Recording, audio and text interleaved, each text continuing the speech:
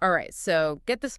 Today, we're going deep, really deep, into the mystery of the Zodiac Killer. Oh, yeah, the Zodiac. We're talking ciphers, coded messages, and a whole lot of unanswered questions. And we've got just the thing to guide us. This Wikipedia article is packed with details. It's the perfect roadmap for our deep dive. Exactly. You know what really gets me about the Zodiac is he didn't just want to kill. Right. It was like he wanted to put on a show. A twisted performance for the whole world. Yeah, he was playing this game With the police, the media. with everyone. And it worked. People are still obsessed with this case decades later. Oh, absolutely. It's like he wanted to become this, like, mythical figure. A legend. So let's start with the facts, the things we know for sure. The Zodiac terrorized Northern California in the late 1960s. Right, and he claimed a lot of victims. But only 5 murders and 2 attempted murders are officially linked to him. Yeah, those are the ones we're pretty sure about. And even those are pretty terrifying. Oh, for sure. And you can see how he got bolder with each attack. Like, his first attack, the shooting of David Faraday and Betty Lou Jensen on Lake Holman Road, December 68, that was shocking. A young couple just out on a date. Exactly. But then, just 6 months later, he strikes again at Blue Rock Springs Park. Darlene Ferrin and Michael Mageau. Right, another couple. But this time, Michael survived. He actually lived to tell the tale. And then a few weeks later, the Vallejo Police Department gets this chilling phone call. Oh, man, that phone call. The guy on the other end says, I want to report a double murder. And then he adds, I also killed those kids last year. Goodbye. So creepy. Was that actually the Zodiac, or is it someone messing with the police? That's one of the big mysteries. We still don't know for sure. And it just gets weirder from there. The attack at Lake Berryessa in September 69 was just brutal. Oh, yeah, that one was different. This time he was wearing this crazy costume, like an executioner's hood. Can you imagine? Yeah. And instead of a gun, he used a knife. Stabbing Cecilia Shepard and Brian Hartnell over and over. Cecilia, tragically, didn't make it. But Brian survived, and he gave us our best look at the Zodiac. You know, what he was like in person. It's like with every attack, he's upping the ante. Getting more violent, more theatrical. Exactly. And you know what he does after Lake Berryessa? He calls the Napa County Sheriff's Department. To report the crime. It's like he wants the attention. He needs to be in control of the story. And then, of course, there's the final confirmed murder. Paul Stein, the cab driver in San Francisco. October 69. This one's crazy because teenagers saw him, the Zodiac, right there in the act. And that led to the most famous police sketch of all time. You know the one. Everyone's seen that sketch. Yeah, but even with witnesses, even with the sketch, he still managed to get away. And then, to top it all off, he sends a piece of Stein's bloody shirt to the San Francisco Chronicle. Along with a letter, of course. Oh yeah, the letters. He was constantly writing to the newspapers. Threatening to blow up school buses, shoot people. It was like he was using the media to spread terror. Totally. He understood how the media worked. And how to scare people. The letters weren't just confessions. They were part of his performance. He was creating a persona, a legend. He wanted to be remembered. And boy, did he succeed at that. You know, it's funny, but those letters actually give us a glimpse inside his head. They totally do. Like his first letters, remember those? Yeah. August 1st, 1969, weeks after Blue Rock Springs. They went to 3 different newspapers. And in each one, he takes credit for Lake Herman Road and Blue Rock Springs. But the craziest part is those ciphers. Oh yeah, the 408 symbol cipher. He claimed it held the key to his identity. And someone actually cracked it. This couple, Donald and Betty Harden. Can you imagine staring at this jumbled mess of symbols and then boom, you unlock the Zodiac's thoughts?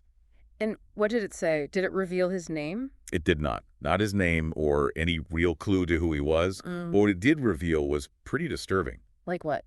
Basically, he said he enjoyed killing, and he believed his victims would become his slaves in the afterlife. Oh, wow. He even had this line in there, man is the most dangerous animal. Misspelled dangerous. I remember that. Dangeroo. It's like, why misspell it?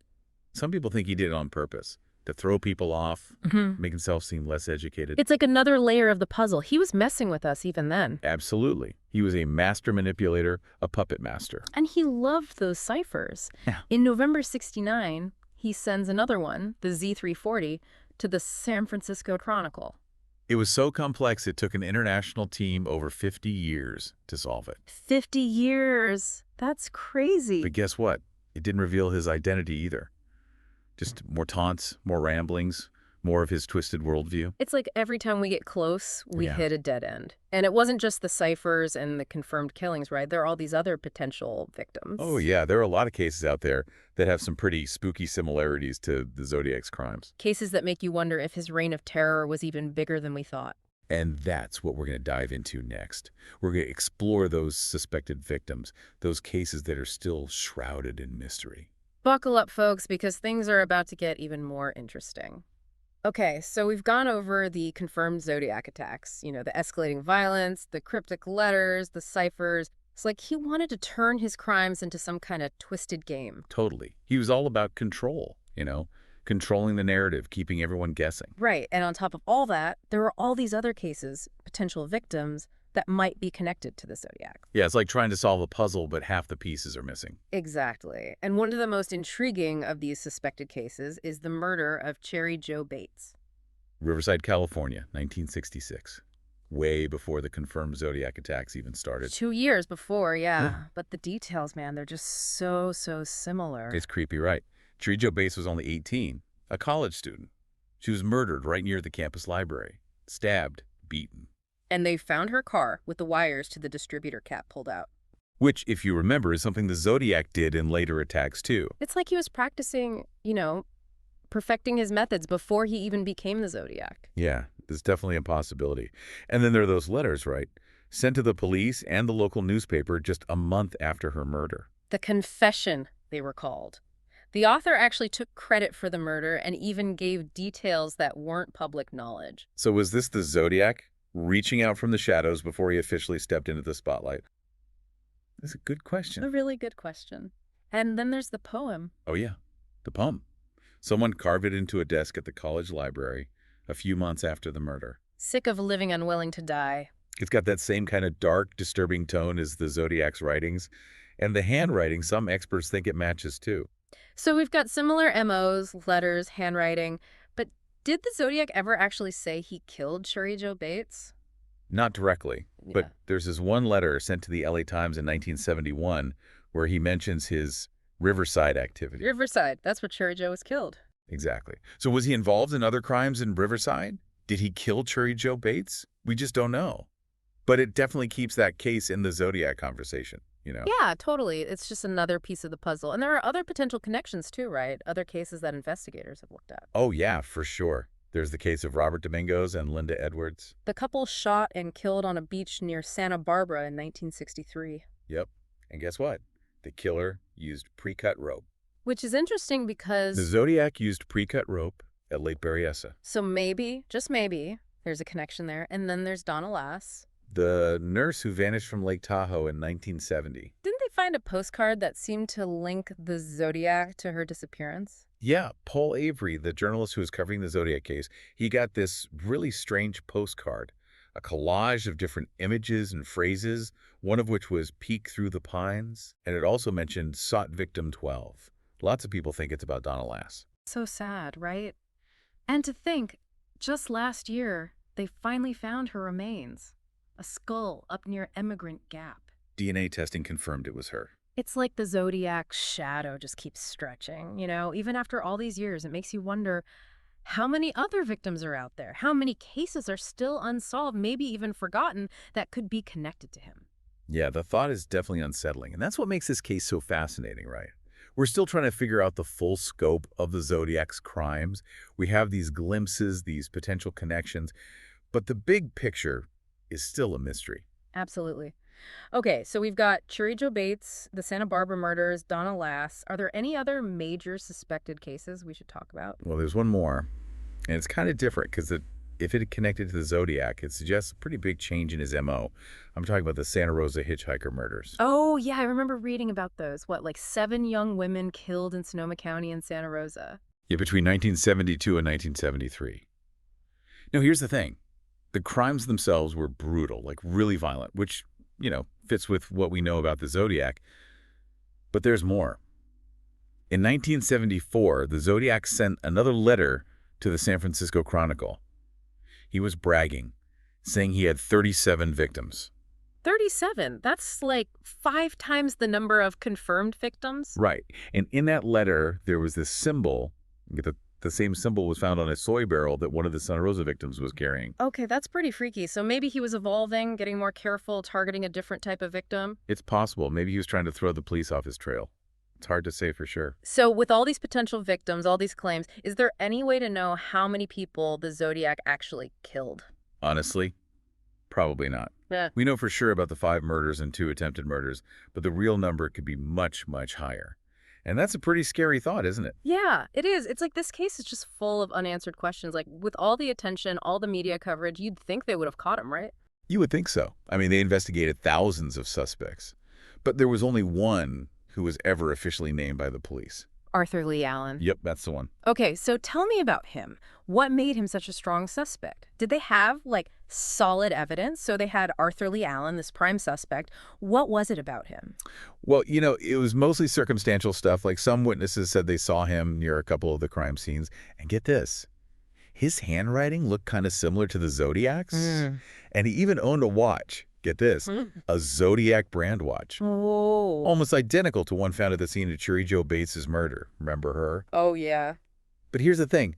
They did DNA tests on some of the Zodiac's letters, Hey. and they didn't match Allen. So even with all that circumstantial evidence, they just couldn't definitively connect him to the crimes. So frustrating. Yeah, it really is. Allen always insisted he was innocent. And he died in 1992. Yep, case still unsolved. It's like the Zodiac was a ghost. Yeah.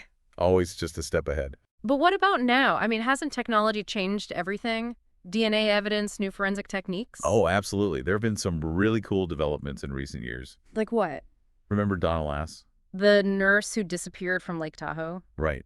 Well, they found her skull, remember? Up near Emigrant Gap. And they were able to identify her decades later using, like, DNA and forensic genealogy. Wow, so they used her DNA to track down her relatives and build a family tree.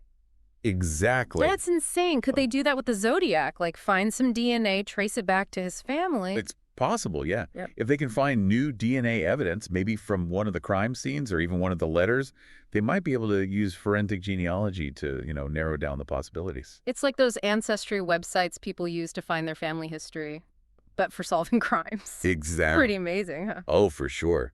But it does raise some ethical questions about, like, privacy and genetic data. Yeah, I can see that. But for a case like this, where they've tried everything else, it could be the answer, right? It could be. And then there are all the zodiologists out there. Those armchair detectives obsessed with this case. Yeah, the internet is full of them. Do you think with all these new tools, all these people working on it, there's a real chance they'll finally unmask the Zodiac? Honestly, it's still a long shot. Oh. But you never know. It's amazing that this case is still so captivating. Yeah, people are still trying to solve it after all these years. It just shows how much this mystery and the idea of justice still resonate with people. It's true. It's like this cold case is still burning. And I think that's because of the Zodiac himself. He wanted to be remembered, right? The ciphers, the letters, the taunting. He made sure his crimes wouldn't be forgotten. Yeah, it's like he's still out there daring us to catch him. And who knows, maybe one day we will. Maybe there's some clue hidden in plain sight, some witness who's finally ready to talk, or some DNA match that'll blow the case wide open. As long as people keep searching, there's always hope. This has been a wild ride, man. We've gone deep into the mind of a killer, explored a mystery that's baffled everyone for decades. It really makes you think about the dark side of human nature. And it makes you appreciate all those people still working tirelessly to solve this case. Maybe they will find the answer someday. It would be incredible. Yeah. It's just a reminder that some mysteries, even in this age of high-tech forensics, can remain elusive. Yeah. The Zodiac case shows us that there are still shadows out there, enigmas that we may never fully understand. Absolutely. And who knows? Maybe it'll be one of our listeners who finally cracks the code. After all, the Zodiac case is still open. That's a great point. So to all our listeners, if this deep dive has piqued your interest, we encourage you to dig deeper. Read the books, check out the websites, maybe even visit some of the locations we talked about. Maybe you'll uncover that missing piece of the puzzle. And if you have any insights or theories of your own, we'd love to hear them. Absolutely. Until next time, keep exploring, keep questioning, and keep diving deep into the mysteries all around us.